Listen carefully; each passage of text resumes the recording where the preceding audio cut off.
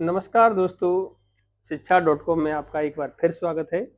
Dear students, आज हम इस वीडियो में आपको बताएंगे कि किस प्रकार से हम एक्टिव वॉइस और पैसिव वॉइस के जो सेंटेंसेस होते हैं उसको हम पहचान सकते हैं। सबसे पहले किसी भी एग्जाम में यही क्वेश्चन पूछा जाता है कि दिया गया सेंटेंस एक्टिव स्टाइल का है यानी एक्टिव वॉइस है या पैसिव वॉइस। तो इसमें हम कुछ ट्रिक्स के माध्यम से आसानी से उनको पहचान सकते हैं कि ये दिया गया सेंटेंस एक्टिव वॉइस है या पैसिव वॉइस है। वैसे active voice into passive voice change करने के लिए पैसिव इनटू एक्टिव ये तो पूछा ही जाता है, लेकिन सबसे पहले यही क्वेश्चन होता है कि given sentence is in active style और इन पैसिव स्टाइल। तो after examining some certain clues और some certain verbs we can identify easily the active style और passive style। यानी कुछ verbs को देख करके, कुछ auxiliary verbs को देख करके हम आसानी से पहचान सकते हैं कि दिया गया सेंटेंस एक्टिव स्टाइल का है या पैसिव स्टाइल का है। दूसरी बात, और ये वीडियो दो सेक्शन में डिवाइड है, वीडियो एक ही है, लेकिन हम पहले फेज में बात करेंगे कि यूज ऑफ पैसिव वॉइस यानी किन सेंटेंस में या कहां पर हम किन सेंटेंस को पैसिव स्टाइल में यूज करते हैं, यानी कब हमें जरूरत पड़ती है कि पैसिव वॉइस को हम कहां पर यूज करें। और दूसरे हिस्से में हम बताएंगे कि किन वर्ब्स को देख करके हम पहचाने, किस चीज को देख करके हम ये पहचाने कि दिया गया सेंटेंस एक्टिव है या पैसिव वॉइस है। तो आइए हम देखें कि कहां कहां पर हम पैसिव वॉइस को यूज करते हैं या किस कंडीशन में हमें पैसिव वॉइस को यूज करना पड़ता है। तो सबसे पहले हम देखते हैं, सबसे पहला नंबर है हमारा ये सब्जेक्ट का पता न होने पर। यानी जब हमें कभी सब्जेक्ट का पता ना हो यानी डूअर के बारे में हमें जानकारी ना हो, तब हमें ऐसी कंडीशन में जो हमारे मुंह से निकला हुआ सेंटेंस या हमें जो सेंटेंस लिखना होता है वो केवल पैसिव स्टाइल में ही लिखना पड़ता है। जैसे हमने कहा my book has been stolen, यानी जो भी थीफ है यानी चुराने वाला है उसके बारे में मुझे जानकारी नहीं है, तो मुझे यही कहना पड़ेगा my book has been stolen, यानी मेरी बुक को चुरा लिया गया है, मेरी बुक को चुरा लिया गया है। यानी ये प्रेजेंट परफेक्ट का पैसिव स्टाइल का सेंटेंस है। जब हमें सब्जेक्ट के बारे में पता नहीं होता है तब भी हम पैसिव वॉइस का यूज करते हैं। दूसरी कंडीशन कब होती है, ऑब्जेक्ट को इंपोर्टेंस या एम्फेसाइज करने पर। जब हमें कोई ऐसा सेंटेंस बोलना हो जिसमें हम किसी भी ऑब्जेक्ट को ज्यादा प्रीफर करें यानी उसे वरीयता दें, सब्जेक्ट से ज्यादा हम जब किसी ऑब्जेक्ट को प्रीफर करते हैं, इस कंडीशन में हम किस में यूज करेंगे, उस सेंटेंस को पैसिव वॉइस में यूज करते हैं। जैसे आप कहीं पर जाते हैं और वहां पर कोई व्यक्ति आपके बगीचे से कोई फूल तोड़ रहा है, तो वो आप कहेंगे the flowers are being plucked, आप कहोगे कि फूलों को तोड़ा जा रहा है। तो क्योंकि आपके लिए वो बंदा इंपोर्टेंट नहीं है, यानी बंदे पर आपने एम्फेसाइज नहीं किया, आपके लिए इंपोर्टेंट क्या है, फूल। तो ऐसी कंडीशन में हम क्या करते हैं, जब हमें लगे कि ऑब्जेक्ट को ज्यादा प्रीफर कर रहे हैं, आप कहो कि the table has been broken.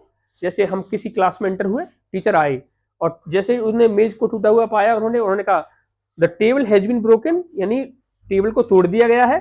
तो उन्हें उस कंडीशन में टेबल को ज्यादा इंपोर्टेंस दिया है, एम्फेसाइज किया है। तो इस कंडीशन में भी हम पैसिव वॉइस का यूज करते हैं। तीसरा कंडीशन ये होता है कि जब सब्जेक्ट के बारे में सबको पता हो, यानी शायद मोस्ट कॉमन कोई ऐसा फैक्ट हो, कोई ऐसी इंफॉर्मेशन हो जिसके बारे में सबको पता हो, इस कंडीशन में भी हम पैसिव वॉइस के सेंटेंसेस का यूज करते हैं। जैसे Hindi is spoken in India, तो mostly every citizen know this fact, यानी हम सब लोग जानते हैं कि भारत में जो है हिंदी बोली जाती है। और जब हम कहेंगे कि the T is grown in Kerala, तो हमें सबको पता है कि टी कहां पर उगाई जाती है।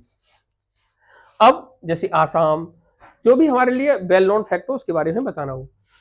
अब तीसरा सबसे मोस्ट कॉमन फैक्ट ये है कि यदि इन तीनों को मिला दिया जाए तो एक बात ये बनती है कि जब कोई ऐसा सेंटेंस बोलना हो जिसका सब्जेक्ट नॉन लिविंग थिंग हो, तो ऐसे सेंटेंस को हमेशा पैसिव में ही बोला जाता है। जैसे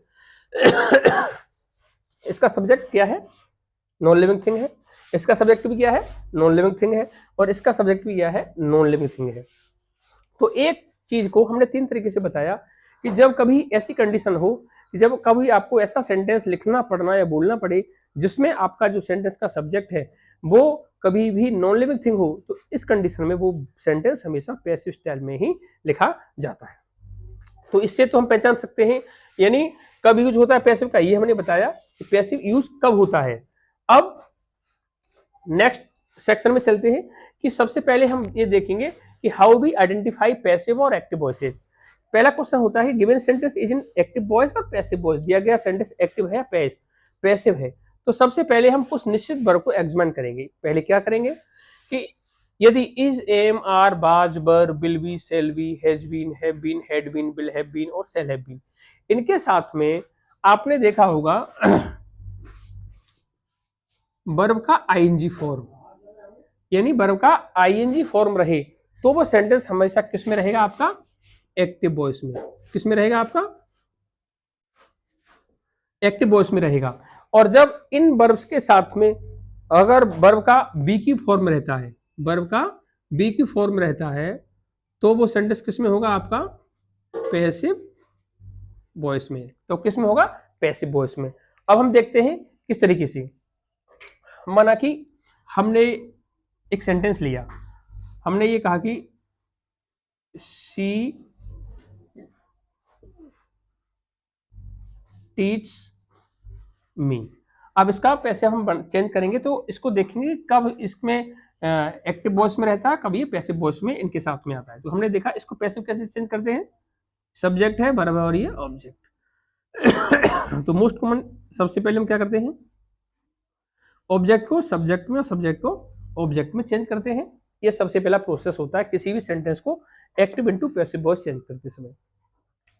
तो जब हम इसको ऑब्जेक्ट टू पैसिव इस सब्जेक्ट में लेके आएंगे तो ये किसका है, ऑब्जेक्टिव किस का प्रोनाउन है, ये सब्जेक्ट में लाएंगे तो मी का क्या हो जाएगा, आई। अब ये हमने देखा किस टेंस से बिलोंग कर रहा है, प्रेजेंट इंडेफिनिट में। किस में होता है, प्रेजेंट इंडेफिनिट में।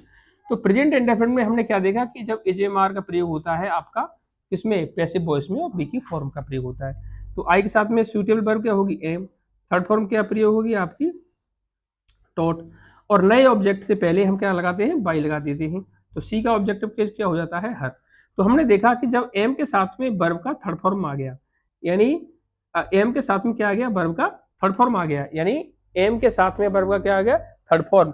तो ये प्रेजेंट इंडेफिनिट का पैसिव हो गया। क्या हो गया, प्रेजेंट इंडेफिनिट का पैसिव हो गया। और अगर उसने ये आपसे कह दिया कि आई एम टीचिंग हिंदी, अगर उसमें एम के साथ में आईएनजी फॉर्म आ गया तो ये सेंटेंस कैसा है आपका, एक्टिव वॉइस। कौन सा है ये आपका, एक्टिव वॉइस में है। और एम के साथ में थर्ड फॉर्म आ गया तो किसमें हो गया, ये आपका पैसिव वॉइस है। ये आपका क्या है, पैसिव वॉइस है। तो इसी तरीके से हम आसानी से हम ये जान सकते हैं कि अगर इन वर्ब्स के साथ में वर्ब का बीक्यू फॉर्म आता है तो वो सेंटेंस क्या होगा, पैसिव स्टाइल में होगा। और अगर इनके साथ में वर्ब का आईएनजी फॉर्म होता है तो वो एक्टिव स्टाइल का सेंटेंस होगा। तो सबसे पहले किसी भी एग्जाम में वो चेंज कराने से पहले आपको ये पूछ लेता है कि given sentence is in active style और पैसिव स्टाइल। तो आप इन ट्रिक्स के माध्यम से आप आसानी से दिए गए सेंटेंस को विद इन 2 सेकेंड्स आप बता सकते हो कि दिया गया सेंटेंस आपका एक्टिव वॉइस है या पैसिव वॉइस है। डियर स्टूडेंट्स, अगर आपको वीडियो नॉलेजियस रहा हो, अगर इन्फॉर्मेटिव रहा हो तो हमारे चैनल को सब्सक्राइब और वीडियो को लाइक अवश्य करें। Thank you so much. In the next video, till then, bye. Thank you so much.